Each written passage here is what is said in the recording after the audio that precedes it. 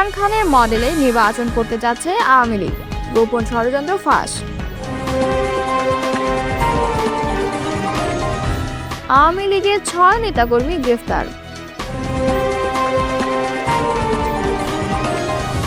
হান্নান মাসুদ বলেছেন, খালেদা জিয়া আপোস করলে এত বড় গণ অভ্যুত্থান হতোই না। নাহিদ বলেছেন, শেখ মুজিব জাতির পিতা নন, কিন্তু স্বাধীনতায় তার ত্যাগ আমি স্বীকার করি। কী কারণে দায়িত্ব ছাড়তে পারেন প্রধান উপদেষ্টা, জানালেন ফুয়াদ। এতক্ষণ শুনছিলেন সংবাদ শিরোনাম, এবারে বিস্তারিত।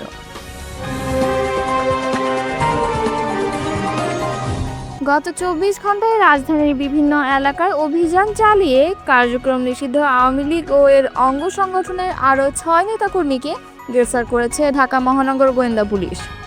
শুক্রবার ডিএমপির মিডিয়া অ্যান্ড পাবলিক রিলেশনস বিভাগের উপকমিশনার মোহাম্মদ তালিবুর রহমান এ তথ্য জানান।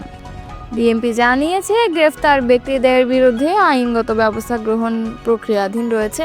তারা হলেন গোপালগঞ্জের কাশিয়ানী থানার 2 নম্বর পারুলিয়া ইউনিয়নের বঙ্গবন্ধু আওয়ামী সাংস্কৃতিক জোটের সাংগঠনিক সম্পাদক মোহাম্মদ শফিকুল ইসলাম শাওন, রাজধানীর হাতিঝিল থানার 35 নম্বর ওয়ার্ড আওয়ামী লীগের সহ সাধারণ সম্পাদক শেখ কবিরউদ্দিন, বাগেরহাট মোরেলগঞ্জ উপজেলা যুবলীগের ভাইস চেয়ারম্যান ও মোরেলগঞ্জ থানা আওয়ামী লীগের সহসভাপতি মোহাম্মদ রাসেল হাওলাদার, তেজগাঁও থানা 25 নম্বর ওয়ার্ড ছাত্রলীগের যুগ্ম সাধারণ সম্পাদক রাশেদুল হোসেন ওরফে বুলবুল, নিষিদ্ধ বাংলাদেশ ছাত্রলীগ কেন্দ্রীয় নির্বাহী সংসদের উপধর্ম সম্পাদক মনিরুজ্জামান ওরফে বাবু ও সাতক্ষীরার আশাশুনি থানা আওয়ামী লীগের যুগ্ম সম্পাদক মোহাম্মদ শাহনেওয়াজ।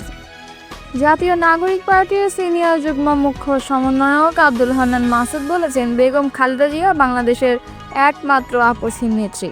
তিনি যদি আপোষ করতেন তাহলে এত বড় অভ্যুত্থান হতো না, শেখ হাসিনার পতনও ঘটতো না। তিনি বর্তমানে অসুস্থ, তাই আমরা সবাই মন থেকে তার সুস্থতার জন্য দোয়া করি। শুক্রবার জুমার নামাজ শেষে নোয়াখালীর হাতিয়া উপজেলার চানন্দি ইউনিয়নের ভূমিহীন বাজার মসজিদে উপস্থিত মুসল্লিদের উদ্দেশ্যে তিনি এসব কথা বলেন। এ সময় বিএনপি চেয়ারপারসন ও সাবেক প্রধানমন্ত্রী বেগম খালেদা জিয়ার জন্মদিন উপলক্ষে তার দ্রুত আরোগ্য কামনা করে দোয়া প্রার্থনা করেছেন হান্নান মাসুদ। স্থানীয় নদী ভাঙন পরিস্থিতির প্রসঙ্গে তিনি বলেন, নদী ভাঙনে ভূমিহীন বাজারের আশেপাশের বহু এলাকা বিলীন হয়ে গেছে। ভাঙন রোধে সরকারের তাৎক্ষণিক ব্যবস্থা নেওয়ার দাবি জানান তিনি। হান্নান মাসুদ বলেন, আমরা সবাই একসঙ্গে কাজ করলে হাতিয়াকে একটি মডেল উপজেলায় রূপান্তরিত করা সম্ভব। এজন্য বিএনপি, জামায়াত, এনসিপি সহ সব রাজনৈতিক দলকে ঐক্যবদ্ধভাবে কাজ করার আহ্বান জানান তিনি। এর আগে চেয়ারম্যান ঘাট এলাকায় নদী ভাঙন কবলিত স্থানে জিও ব্যাগ ডাম্পিং কার্যক্রম পরিদর্শন করেন এনসিপির এই নেতা। এ সময় তিনি বলেন, শেখ হাসিনা পালিয়ে না গেলে হয়তো আমাকে মাটির নিচে বা আয়না ঘরে থাকতে হতো। গণ অভ্যুত্থান সফল হয়েছে বলেই আজ আপনাদের সামনে দাঁড়িয়ে কথা বলছি। বাংলাদেশ জামায়াতে ইসলামী এবং জাতীয় নাগরিক পার্টি নির্বাচনে অংশ না নিলে প্রধান উপদেষ্টা ডক্টর ইউনূস দায়িত্ব ছাড়তে পারেন বলে শঙ্কা প্রকাশ করেছে আমার বাংলাদেশ পার্টির সাধারণ সম্পাদক ব্যারিস্টার আসাদুজ্জামান ফুয়াদ। সম্প্রতি একটি বেসরকারি টেলিভিশনের টকশোতে অংশ নিয়ে তিনি এমন শঙ্কার কথা জানান।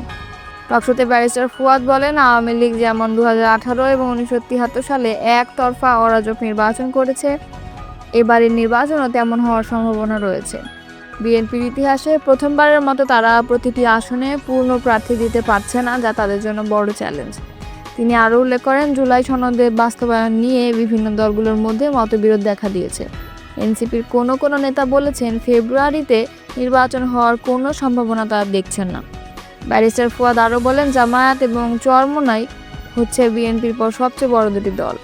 তারা যদি পিআরের বিষয়ে খুবই স্ট্রংলি থাকে যে আমরা সংসদে পিআর চাই, উচ্চকক্ষ না হলে এখন যেভাবে আছে সেই সংসদে পিআর হবে না, এবং তারা যদি এই ইস্যুতে নির্বাচন বয়কট করে, এনসিপি নিম্নকক্ষে পিআর চায়নি, তারা যদি সংস্কার ও জুলাই সনদ বাস্তবায়নের পদ্ধতির ব্যাপারে অ্যাডমেন্ট থাকে, তাহলে আলটিমেটলি যেটা হবে সেটা একতরফার দিকে চলে যাবে। তখন সরকারের সামনে, বিএনপির সামনে অপশন থাকবে যে বিএনপি এখন যুগপৎ আন্দোলনে থাকা যাদের আসন দেওয়া নেওয়া করছে তারা বিরোধী দলে চলে যাবে, এরকম একটা অপশন হবে। কিন্তু সেটা আদৌ দেশের জন্য, বিএনপির জন্য সম্মানজনক হবে কিনা। তিনি আরও বলেছেন, ডক্টর ইউনূস ইতিমধ্যে কয়েকবার দায়িত্ব ছেড়ে দেওয়ার উদ্যোগ নিয়েছেন এবং এমন পরিস্থিতিতে তিনি হয়তো নির্বাচনকালীন সরকার গঠন করে দায়িত্ব ছেড়ে দিতে পারেন। স্বাধীনতা অর্জনে শেখ মুজিবুর রহমানের ভূমিকার কথা স্বীকার করেছেন জাতীয় নাগরিক পার্টির আহ্বায়ক নাহিদ ইসলাম। তবে স্বাধীনতা পরবর্তী শাসনামলের জন্য তাকে জাতির পিতা বলতে রাজি নন তিনি। শুক্রবার তার ভেরিফাইড ফেসবুক পোস্টে তিনি এসব কথা বলেন। ফেসবুক পোস্টে তিনি লিখেছেন, শেখ মুজিবুর রহমান জাতির পিতা নন। স্বাধীনতা অর্জনে তার ভূমিকা ও ত্যাগ স্বীকার করে আমরা স্বীকার করতে রাজি, কিন্তু তার শাসনামলে সংঘটিত জাতীয় বিপর্যয় আমরা স্মরণ করি। তার নেতৃত্বে বাংলাদেশ ভারতের করদ রাষ্ট্রে পরিণত হয়, জনগণ বিরোধী 1972 সালে সংবিধান চাপিয়ে দেওয়া হয় এবং শুরু হয় লুটপাট, রাজনৈতিক হত্যা এবং একদলীয় বাকশাল স্বৈরশাসনের ভিত্তি রচনা করে।